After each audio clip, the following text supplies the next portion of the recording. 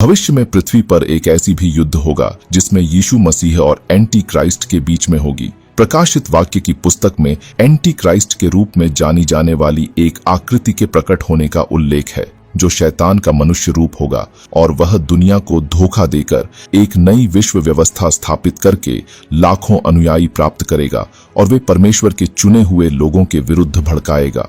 और जब anti Christ का साम्राज्य विश्वासियों पर हमला करना शुरू करेगा तो स्वर्ग का एक बड़ी दरवाजा खुलेगी और यीशु अपनी स्वर्गदूतों की सेनाओं के साथ धरती पर उतरेगा। बाइबल कहती है कि एंटी क्राइस्ट के सेनाओं का प्रयास व्यर्थ होगा क्योंकि वे पृथ्वी पर यीशु से पराजित होंगे। नंबर 2, यीशु मसीह के दूसरी आगमन से पहले जब तीसरी तुरही बजेगी तो स्वर्ग से एक तारा गिरेगी। संभवतः वह तारा एक गिरा हुआ देवदूत होगा जिसके गिरने से धरती पर बहुत गहरा गड्ढा होगा और नदियां और झरनों का पानी जहरीला हो जाएगा।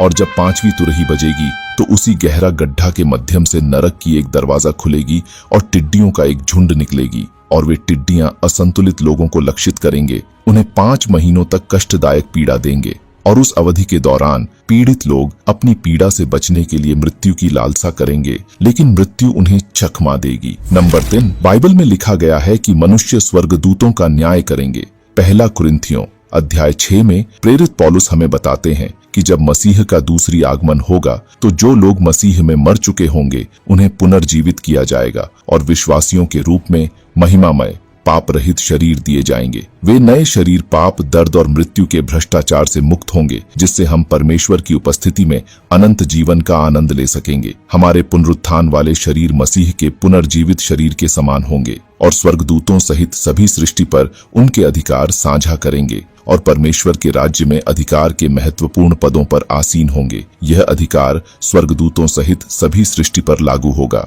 विश्वासी नए यरूशलेम में रहेंगे, जो नई पृथ्वी पर एक शानदार शहर होगा जहां परमेश्वर अपने लोगों के साथ रहेंगे, अपने शाश्वत राज्य में विभिन्न भूमिकाएं निभाएंगे।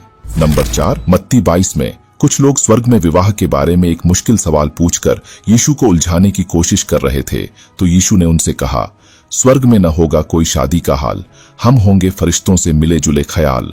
न पंख होंगे न प्रभामंडल का नूर, बस जीवन होगा जैसे स्वर्गदूतों का दस्तूर। न चिंता न दर्द न मौत का अंश होगा, बस ईश्वर की सेवा में सारा मन होगा। यीशु ने समझाया, स्वर्ग है खास, यहाँ नहीं थामेंगे हम इस दुनिया का पास। फरिश्तों की तरह हम भी होंगे मग्न ईश्वर की उपस्थिति में, जहाँ सब कुछ होगा सही और जगमग। वह जीवन का नया एक रूप होगा जहाँ सिर्फ ईश्वर ही हमारा ध्यान होगा।